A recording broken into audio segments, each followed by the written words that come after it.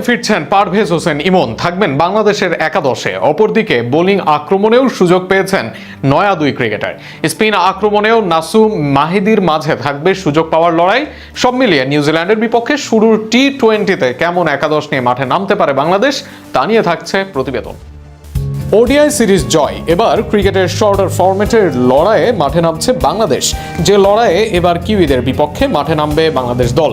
ODI সিরিজের দল থেকে যেখানে আছে পরিবর্তন, বিশেষ করে পেস বোলিং লাইন আপে যেন এসেছে সম্পূর্ণ বদল, আর সেখানে স্বাভাবিকভাবে বদলে যাবে একাদশ। অবশ্য ওপেনিং বদলানোর নেই সুযোগ। তানজিদ হাসান তামিম ও সাইফ হাসান ওডিআই ক্রিকেটের মতো টি-20-তে এই দুজন করবেন ওপেন। বরং টি-20 ক্রিকেটে এই দুজনের দিকে থাকবে বাড়তি আগ্রহ, কেননা এই ফরম্যাট সাম্প্রতিক বছরগুলোতে বেশ ধারাবাহিক এই দুই ব্যাটার। নাম্বার 3-এ আসবেন অধিনায়ক Liton Das, anchor role play করে খেলবেন তিনি, সাথে হবেন দলের উইকেট রক্ষক। তারপর নাম্বার 4-এ আসবেন পারভেজ হোসেন ইমন। স্পিন বোলিং এর দক্ষতা ও বিপিএল এর পারফরমেন্সের পর নাম্বার 4 হবে তার ঠিকানা। তাওহিদ হৃদয় আসবেন নাম্বার 5 পজিশনে। মিডল ও লোয়ার মিডল অর্ডারে বড় রানের দায়িত্ব থাকবে তার। শেষ দিকে ফিনিশ করতে নাম্বার 7-এ দেখা যাবে শামীম হোসেন পাটোয়ারিকে।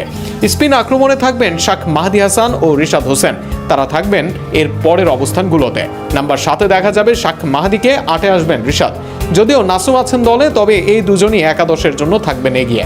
নাম্বার 9-এ আসবেন pacer Tanzim Hasan Sakib. Pace bowling allrounder হিসেবে আবারও জাতীয় দলে ফিরছেন তিনি।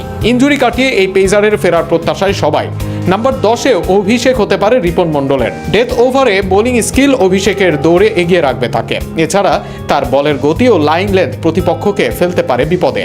ওডিআই সিরিজে থাকা শরীফুল ইসলাম আসবেন নাম্বার 11-তে। পিএসএল-এ না গিয়ে নিউজিল্যান্ড সিরিজের শরীফুল খেলছেন দলের সাথে।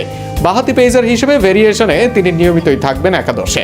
সব মিলিয়ে এটাই হতে পারে বাংলাদেশের সম্ভাব্য সেরা একাদশ। এবার দেখা যাক শেষ পর্যন্ত কেমন একাদশ নিয়ে মাঠে নামে টিম টাইগার্স।